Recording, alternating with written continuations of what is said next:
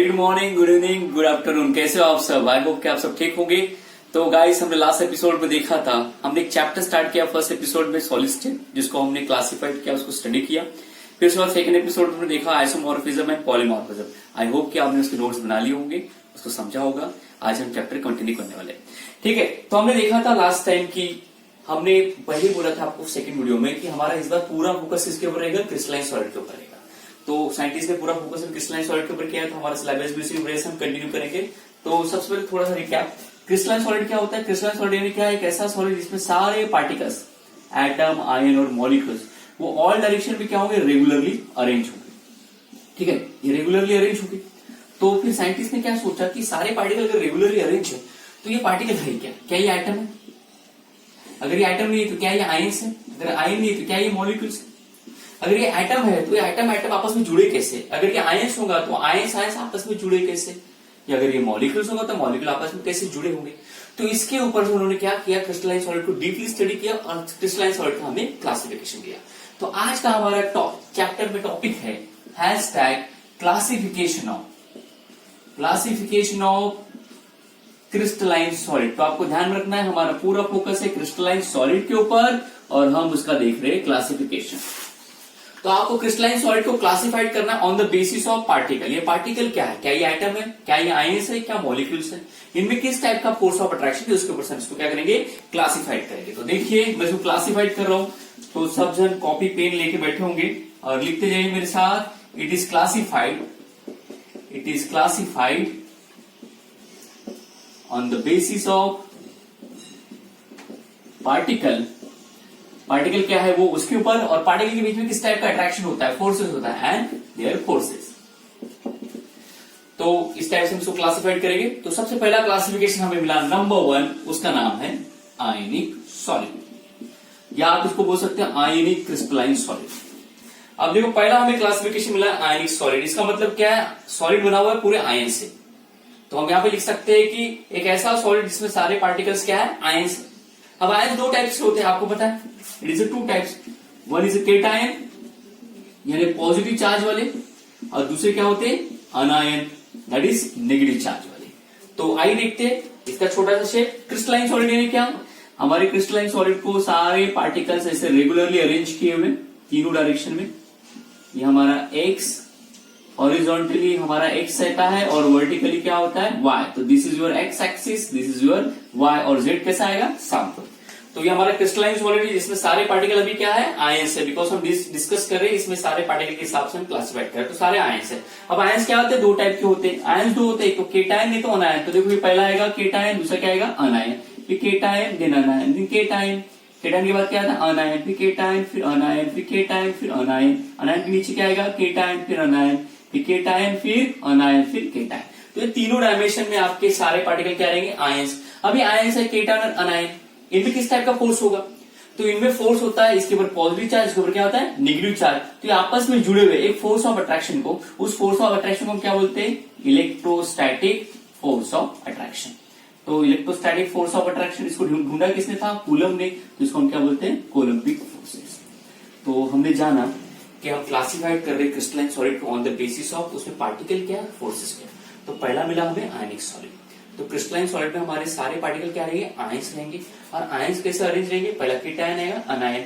Example NaCl ले सकते हो, NaCl। तो केटायन क्या रहेगा? Na, और अनायन क्या रहेगा? Cl। If you don't like you can take KCl, if you don't like you can take K2SO4, if you don't like you can take CaF2। ये सारे हमारे क्या है? आयनिक सॉलिड के एग्जाम्पल।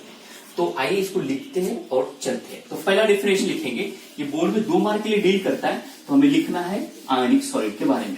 तो पहले लिखेंगे हम ऐसा, इसकी स्टार्टिंग ऐसे भी कर सकते हैं, the crystalline solid in which constituent particle are, या ऐसे लिख सकते हैं। पहला point, in ionic solids the constituent particles are iron. In ionic solid the constituent particles are iron. That is, iron क्या है? That is cation and anion. ठीक है। तो क्रिस्टलाइन सॉलिड में हमारा जो है पहला चल रहा है आयनिक सॉलिड। आयनिक सॉलिड में सारे पार्टिकल क्या है? आयन है। और आयन आपस में जुड़े होते हैं कौन से फोर्स ऑफ अट्रैक्शन से? इलेक्ट्रोस्टैटिक फोर्स ऑफ अट्रैक्शन और कोलम्बिक फोर्सेस। तो आपको लिखना है विच आर, कंटिन्यू करेंगे, which are held together by strong electrostatic force of attraction, और करके लिख सकते और कोलम्बिक फोर्सेस, एक ही बात है। तो ध्यान रखना कि आपके आयनिक सॉलिड में सारे केटायन और आयन प्रेजेंट है, तीनों डायमेंशन में रिपीट हुए, और उनके बीच में फोर्स ऑफ अट्रैक्शन उसको बोलते हैं strong electrostatic force of attraction, coulombic force. जब ये आपके आयनिक सॉलिड में केटायन और ये एनायन, केटायन और ये एनायन जुड़े हुए, स्ट्रांगली जुड़े हुए एक दूसरे से, तो जब इनको देखा गया, ये स्ट्रांगली जुड़े हुए एक दूसरे से जब इनको देखा गया तो ये बहुत हार्ड है, और जब इसके ऊपर हैमर किया गया तो उनको लगा कि ये शीट में कन्वर्ट होगा। शीट क्या है पता है ना, थिन शीट, उसमें कन्वर्ट होगा। पर जब आयनिक सॉलिड के ऊपर हैमर किया गया तो ये क्या किस में बन गए, पाउडर में। तो जब आयनिक सॉलिड के ऊपर आप हैमर करोगे तो क्या बन जाता है, पाउडर। तो इस नेचर को बोलते हैं ब्रिटल, और इनमें स्ट्रॉन्ग फोर्स ऑफ अट्रैक्शन रहेगा ना, आप इसको प्रेस करोगे तो नॉन कॉम्प्रेसिबल, इसका मतलब क्या है, हार्ड। तो आप यहाँ पे सेकंड पॉइंट लिख सकते हो, therefore ionic solid are hard and brittle in nature. Ionic solid are hard and brittle in nature. ठीक है, तो ये एक पॉइंट बन गया, दो पॉइंट बन गया। पर बोर्ड में कितने मार्क के लिए आता है, 4 मार्क के, 2 मार्क के लिए आता है, तो आपको एटलीस्ट कम से कम 4 पॉइंट बनाना पड़ेगा। तो एक पॉइंट, ये 2 पॉइंट। आगे चलते, इसको लिख लीजिए, मैं मिटा रहा हूं इसे, लिख लीजिए पूछ करके। हमने 2 पॉइंट लिखे, पहला definition, second hard and brittle nature. अब मुझे बताइए आयनिक सॉलिड का मैं तीसरा पॉइंट लिख रहा हूं, क्या आयनिक सॉलिड जब सॉलिड स्टेट में रहेगा तो क्या वो इलेक्ट्रिसिटी कंडक्ट करेगा? अगर मैं आपके हाथ में नमक दे दूं और मैं उसे इलेक्ट्रिसिटी पास करने की कोशिश करूं तो होगा क्या? तो उसका आंसर है नहीं। आयनिक सॉलिड कभी भी सॉलिड स्टेट में जब भी रहेगा, चाहे NaCl हो, KCl हो, या कोई भी सॉल्ट ले लो, या आयनिक सॉल्ट की एग्जांपल है, तो जब भी ये सॉलिड स्टेट में होते हैं, अगर आप इससे इलेक्ट्रिसिटी पास करने की कोशिश करोगे तो ये नहीं होते। क्यों? बिकॉज इनके सारे आयन सॉलिड स्टेट में स्ट्रांगली एक दूसरे से जुड़े होते हैं, और जुड़े होने के कारण ये फ्रीली मूव नहीं कर सकते। फ्रीली मूव नहीं करेंगे तो इलेक्ट्रिसिटी ट्रैवल नहीं करवा पाएंगे। ध्यान में रखना कि आयनिक सॉलिड कभी भी इलेक्ट्रिसिटी कंडक्ट नहीं करता है सॉलिड स्टेट में, पर इनका सॉल्यूशन बनाओगे या इनको मेल्ट कर दोगे, लिक्विड फॉर्म में कन्वर्ट करोगे, तो ये इजीली क्या करेंगे, इलेक्ट्रिसिटी कंडक्ट करेंगे। तो आप लिख सकते हो आयनिक solid do not conduct electricity in solid state but conduct electricity in solution form। जब वो सॉल्यूशन फॉर्म में रहेंगे तो इलेक्ट्रिसिटी कंडक्ट करेंगे, सॉलिड फॉर्म में वो नहीं करेंगे। ठीक है, अब जब आप आयनिक सॉलिड को डिसॉल्व करोगे, ठीक है, तो डिसॉल्व करोगे, किसमें डिसॉल्व करोगे, सॉल्वेंट में। तो किस टाइप के सॉल्वेंट में डिसॉल्व होता है, क्या ये ऑर्गेनिक या इनऑर्गेनिक, या पोलर या नॉन पोलर में डिसॉल्व होगा? तो जब हम आयनिक सॉलिड को डिसॉल्व करते हैं तो वो डिसॉल्व होंगे। तो ध्यान रखना, आयनिक सॉलिड आर सोलुबल यानी dissolve, soluble in polar solvent. अब पोलर सॉल्वेंट क्या होता है हम उसको आगे देखेंगे। ठीक है, तो ionic solid are soluble in polar solvent. तो ये हमारे 4 पॉइंट हो गए। अब मार्च 18 में एक क्वेश्चन आया बोर्ड में 2 मार्क्स के लिए, 2 मार्क्स का क्वेश्चन है। ऐसा है question, ionic solid are hard and brittle in nature, explain. तो ionic solid are hard and brittle in nature explain. तो इसका आंसर आपको पहले 2 पॉइंट मिल जाएगा कि आयनिक सॉलिड में सारे पार्टिकल आयंस है, केटायन और अनायन, वो आपस में जुड़े हुए force of attraction, strong force of attraction को बोलते हैं इलेक्ट्रोस्टैटिक। तो एक दूसरे को इतना टाइटली बाइंड है कि वो बन जाते हैं हार्ड, और जब इसको हैमर करोगे तो पाउडर फॉर्म में कन्वर्ट हो जाएगा। तो इसका मतलब क्या, ब्रिटल। तो पहले 2 पॉइंट में आपका आंसर है, और ये 2 पॉइंट हम एक्स्ट्रा लिखेंगे। They do not conduct electricity in solid state, conduct electricity in solution form, and they are soluble in polar solvent. Polar solvent क्या होता है हम आगे देखेंगे, लिख लीजिए इसे। तो गाइस हमने देखा क्लासिफिकेशन ऑफ क्रिस्टलाइन सॉलिड देख रहे हैं, और क्रिस्टलाइन सॉलिड में सारे पार्टिकल कैसे अरेंज है हमें पता है, और वो पार्टिकल क्या है, क्या वो एटम है, आयन है और मॉलिक्यूल्स है। तो तो पहले हमने देखा कि सारे पार्टिकल आयंस है, तो हमने पहला बनाया आयनिक सॉलिड। अब दूसरे हम देख रहे हैं नंबर 2, जिसमें सारे पार्टिकल क्या रहेंगे, मेटल। तो आप हेडिंग लिखे नंबर 2 मेटालिक सॉलिड। तो हम मेटालिक सॉलिड यानी क्या है, मेटालिक सॉलिड क्रिस्टलाइन सॉलिड का एग्जांपल है, सॉरी क्लासिफिकेशन नंबर 2 है। तो मेटालिक सॉलिड के बारे में देखेंगे। तो ये मेटालिक सॉलिड हमारे क्रिस्टलाइन सॉलिड का क्या है, एग्जांपल है। तो इसमें सारे पार्टिकल क्या है, मेटल्स रहेंगे। ये मेटल्स आपस में जुड़ते जाएंगे और आपको 3 डायमेंशनल स्ट्रक्चर देंगे और ये बन जाएगा हमारा metallic solid.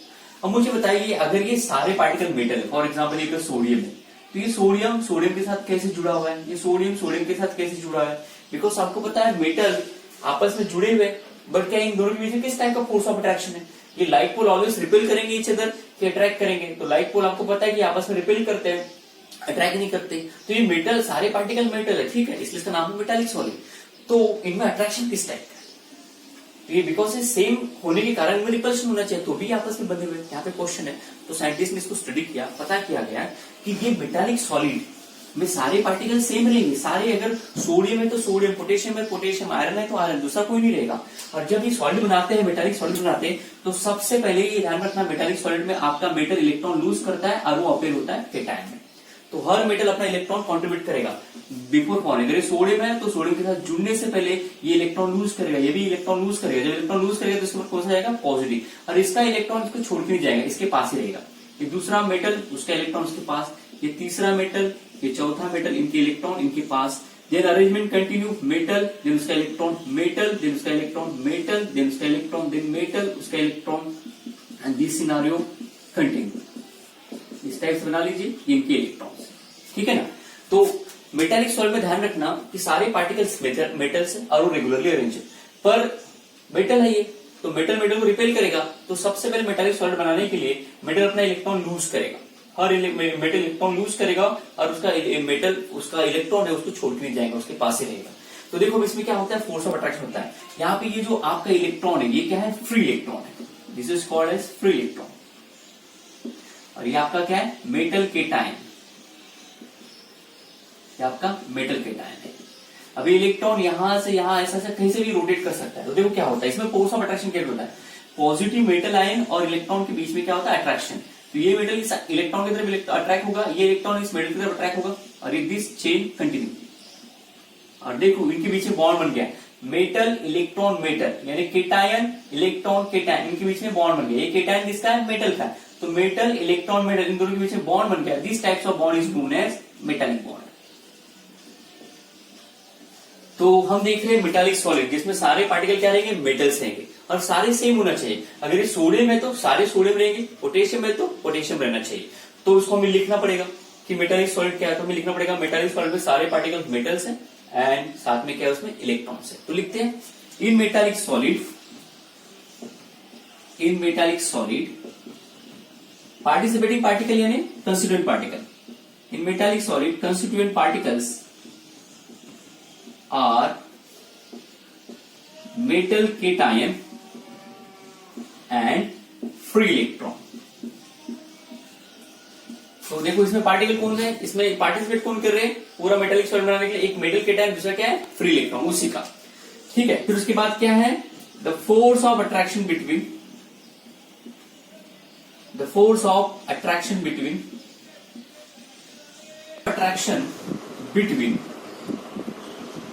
metal cation and free electron form a bond called metallic bond। तो ध्यान रखना, किसी बोला मेटालिक बॉन्ड बनते कैसे है, बॉन्ड बनता है दो मेटल के बीच में, पर साथ में क्या रहता है, इलेक्ट्रॉन। तो एक मेटल अपना इलेक्ट्रॉन कंट्रीब्यूट करेगा, ये भी करेगा, इसका इलेक्ट्रॉन ये खुद अट्रैक्ट हो रहा है अपने इलेक्ट्रॉन के साथ, इसका इलेक्ट्रॉन इसकी तरफ अट्रैक्ट हो रहा है, तो इन दोनों के बीच की। सो किसी ने पूछा कि मेटालिक बॉन्ड होता क्या है, तो keep in mind the force of attraction between metal cation and free electron, ये बनाते हैं। तो force of attraction between metal cation और फ्री इलेक्ट्रॉन आपस में बॉन्ड बनाते हैं, इसको बोलते हैं मेटालिक बॉन्ड। इसको बनाया था कर्नल, तो इसको बोलते हैं कर्नल सी मॉडल। तो ये इसके लिए 2 पॉइंट गुड इनफ है मेटालिक सॉलिड के लिए। मेटालिक सॉलिड के लिए ध्यान रखना, पार्टिकल रहेंगे केटायन और उसका इलेक्ट्रॉन, ये आपस में जुड़ते हैं, तो अपने इलेक्ट्रॉन कंट्रीब्यूट करके जुड़ते हैं और बनाते हैं बॉन्ड, उसको बोलते हैं मेटालिक बॉन्ड। और इसको बोलते हैं कर्नल सी मॉडल। सी का मतलब क्या होता है, समुद्र है ना, पूरा पानी। यहाँ पे इलेक्ट्रॉन पानी के साथ बिहेव करता है और कैटायन इसमें फ्लो होता है, तो उसको स्पेक्ट्रल सी मॉडल कहा जाता है। इसके लिए 2 पॉइंट गुड इनफ है। तीसरा पॉइंट आप इसको एग्जाम्पल दे सकते हो। Example sodium metal, potassium, iron, ठीक है, nickel, copper, silver, calcium etcetera. तो अगर आप सोडियम का अगर बनाओगे तो Na की जगह सोडियम प्लस लिखना, पोटेशियम बनाओगे तो यहाँ पे ये प्लस की जगह क्या लिखोगे के प्लस, Fe का बनाओगे तो Fe प्लस लिखते जाना और इस टाइप से बना लेना, ठीक है ना। तो ये 2 पॉइंट डिफरेंस है। अगर आपको और इसमें पॉइंट ऐड करना है तो आप ऐड कर सकते हो। Metal are good conductor of heat and electricity, ठीक है ना। उसके अलावा दे आर हार्ड, है ना, हैमर करने के बाद शीट में कन्वर्ट होता है, दे लस्टर शो करते हैं, आप इसमें पॉइंट ऐड कर सकते हो। पर हमारे लिए इतना ही काफी है, तो लिख लीजिए इसे।